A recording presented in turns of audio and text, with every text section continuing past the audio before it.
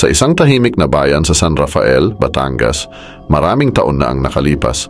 Nabalot ng takot ang mga residente dahil sa mga kakaibang pangyayari tuwing gabi. Ayon sa mga matatanda, may isang aswang na naninirahan sa gilid ng kagubatan, malapit sa baryo.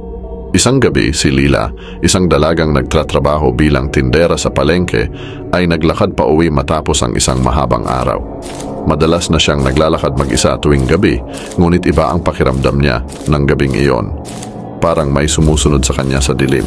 Ngunit kapag lumilingon siya, wala namang tao. Habang papalapit siya sa kanilang bahay, naramdaman niya ang malamig na hangin na dumadaloy mula sa kagubatan. Nagsimula na rin siyang makaramdam ng kabigatan sa kanyang mga hakbang. Maya-maya pa, narinig niya ang mga yapak ng tila mabigat na paa na sumusunod sa kanya. Mabilis siyang naglakad, ngunit parang mas bumibilis pa ang mga yapak na naririnig niya. Pagdating niya sa bahay, agad niyang nilock ang pinto at nagdadasal na sana'y hindi siya sinundan. Subalit, habang siya'y nakasilip sa bintana, nakita niya ang isang anino ng malaking nilalang na tumitigil sa harap ng kanilang bakuran. Ang mga mata nito ay kumikislap sa dilim, tila ba naghahanap ng biktima. Kinabukasan, nagising si Lila na may kakaibang pakiramdam.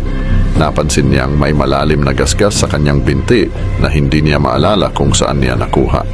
Kinausap niya ang kanyang mga kapitbahay at nalaman niyang hindi lang pala siya ang nakaramdam ng kakaiba noong gabi. May iba ring residente na nakarinig ng mga kakaibang tunog at nakakita ng mga anino sa dilim. Dahil dito, napagpasyahan ng mga taga-baryo na magtulong-tulong upang bantayan ang kanilang mga tahanan tuwing gabi. Lalo nilang pinatatag ang kanilang mga pinto at bintana at nagtayo sila ng mga bantay sa paligid ng baryo. Sa mga sumunod na gabi, patuloy pa rin nilang naririnig ang mga kakaibang tunog, ngunit hindi na muling nakita ang anino ng nilalang. Isang gabi, habang nagbabantay ang mga kalalakihan sa baryo, may narinig silang pag-iyak mula sa kagubatan. Nang kanilang sundan ang tunog, natagpuan nila ang isang matandang babae na umiiyak at tila nawawala. Siya'y dinala nila sa baryo upang alamin ang kanyang kwento. Ayon sa matandang babae, siya'y nawala sa kagubatan matapos niyang sundan ng isang batang umiiyak.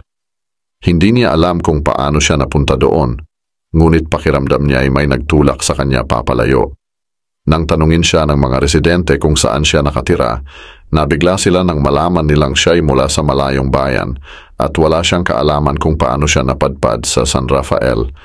Nagpasya ang mga taga-baryo na tulungan ang matanda at hinatid siya pabalik sa kanyang bayan. Mula noon, unti-unting bumalik ang katahimikan sa San Rafael.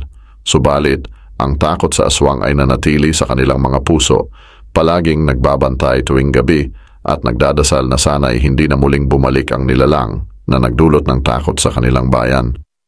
Hanggang ngayon, ang kwento ng aswang sa San Rafael ay isa sa mga pinakakinatatakutan at binabantayan ng mga residente.